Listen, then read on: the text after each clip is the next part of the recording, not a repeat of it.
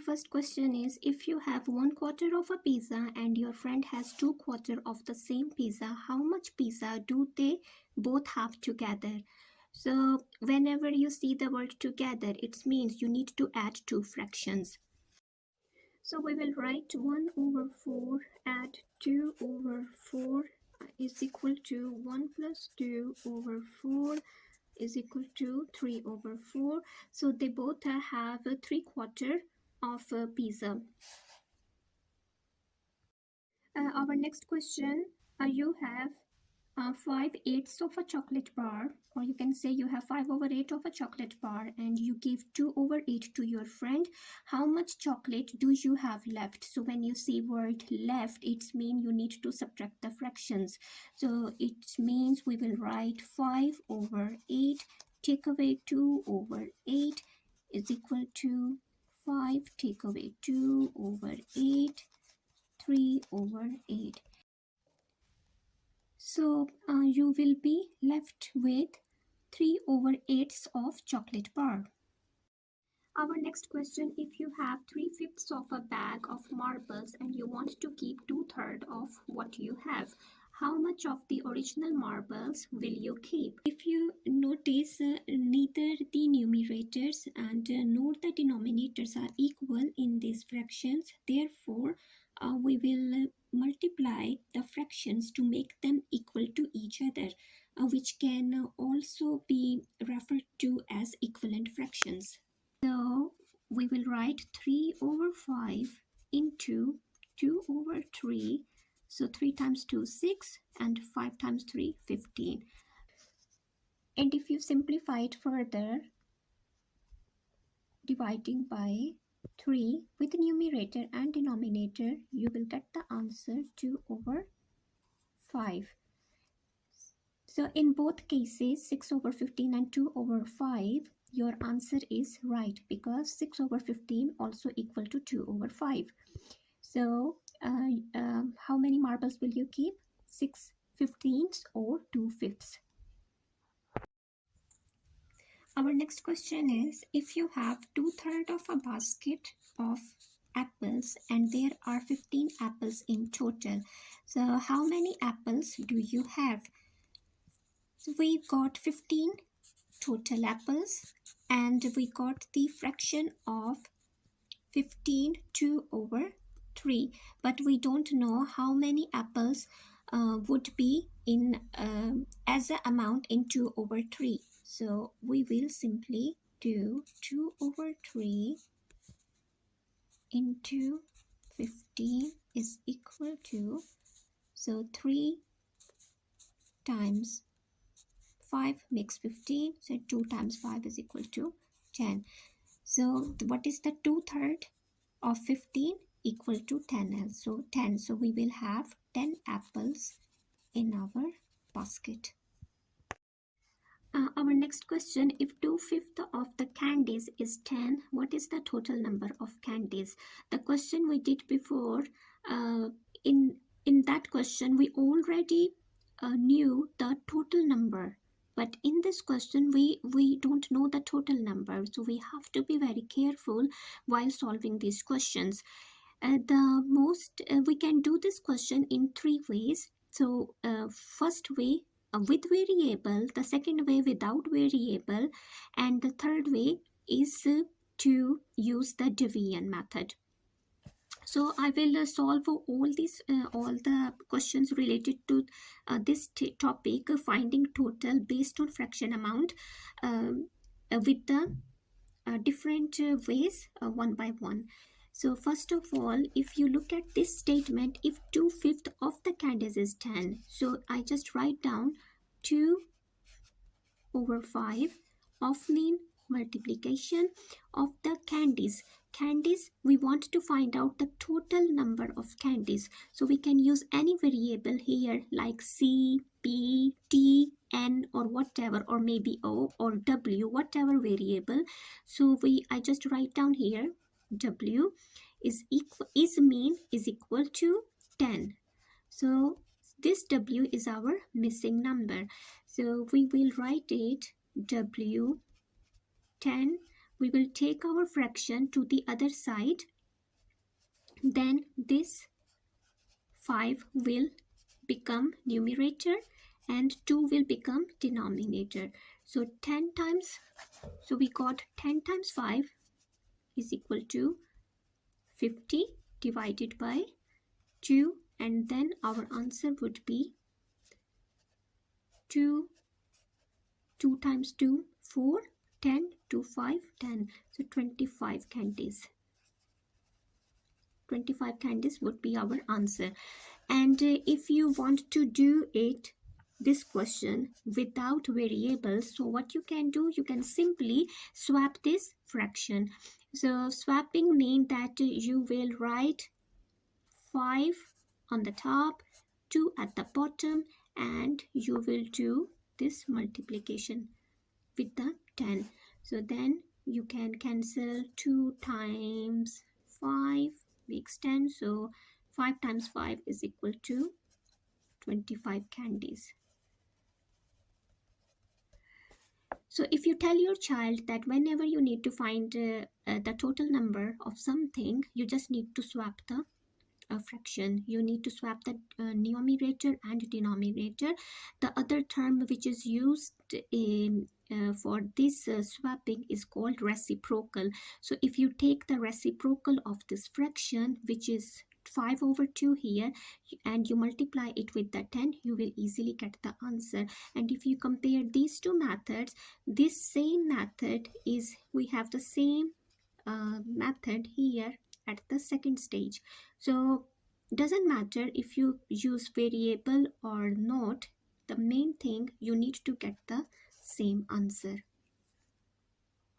Our next question is, if 1/3 of a garden is planted with flowers and there are 15 flowers, how many flowers can the garden accommodate in total? Here again we have to find out the total flowers. Okay, so in this question I will use the division method. Okay, or you can use the swap method again here, or the reciprocal of the fraction, or if you want to use the variable method, you can use variable method. Whatever method you use, you will get the same answer. So here we can do like that, 15 divided by 1 over 3. So now we got two division lines here, one here and one here. So when I will, then what will I do? I will write this 15. I will change this division line into multiplication, and when I will change this into multiplication, I need to take the reciprocal of 1 over 3, so it will become 3 over 1, and just write here like this. And then we can do 15 times 3, which is equal to 3 times 5, 15, and 1 carrying, 3 times 1, 1, add 1, 45. So we have 45 flowers total in garden. So and if you just want to take the reciprocal or swap the numerator with denominator, you can easily do like that, into 15, and so 3 times 15 is equal to 45 flowers. So you will get the same answer.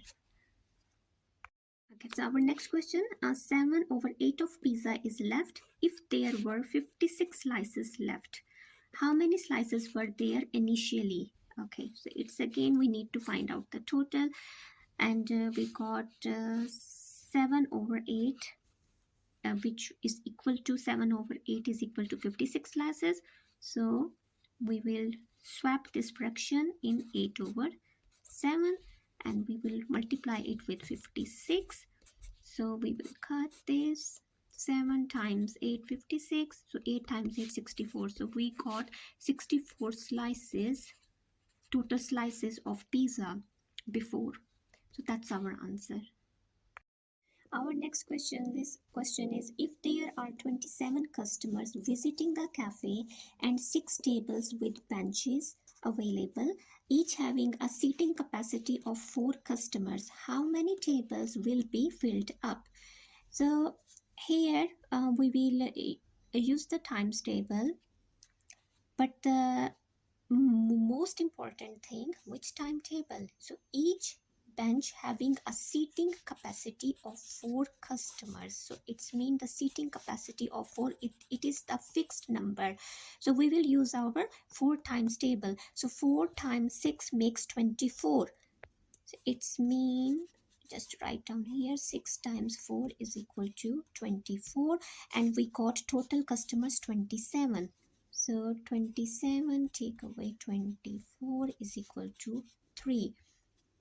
So we can write it, 27 over 4 is equal to 6, 3 over 4.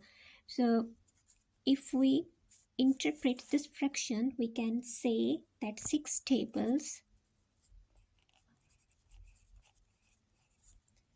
will be filled up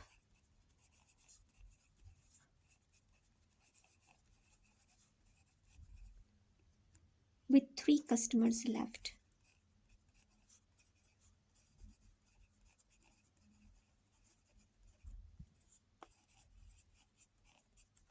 That would be our answer.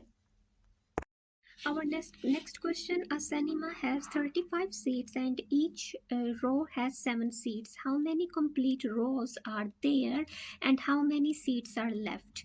So again we will check out which number is fixed here, and then we will use that times table. So we got 35 seat and each row has 7 seats, right? So each row has 7 seats. This is our fixed number and we will use 7 times table. So 5 times 7 is equal to 35.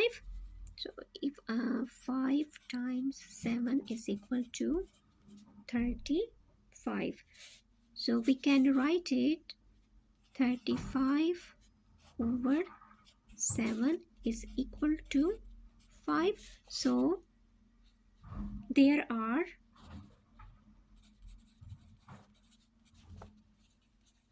5 complete rows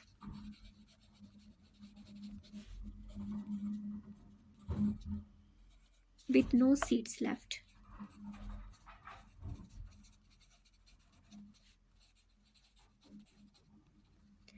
So we cannot write this answer in a mixed number fraction because no seats left.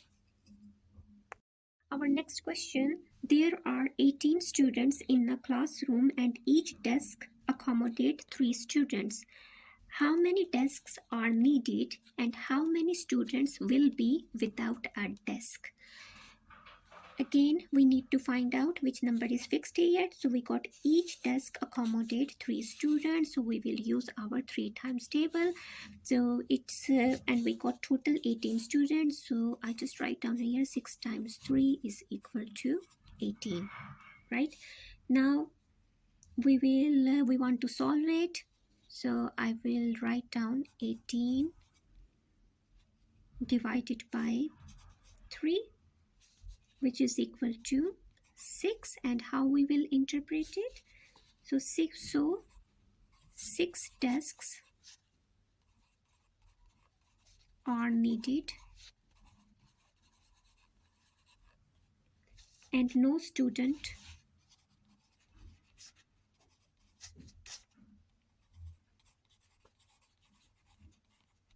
will be without desk.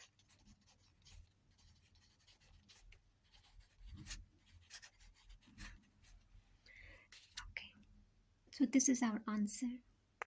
This is our last question. A farmer has 48 apples and each basket holds 6 apples. How many baskets are needed and how many apples will be left over? So here we can see each basket holds 6 apples, fixed number. So we will use our 6 times table. So we know that 6 times 8 is equal to 48. And in order to solve this question, we would write 48 divided by 6 and our answer would be 8. So how many baskets? 8 baskets.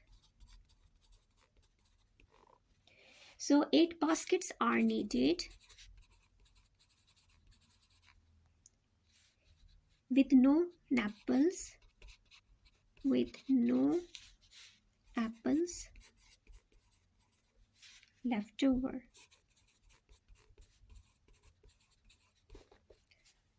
And this is our answer.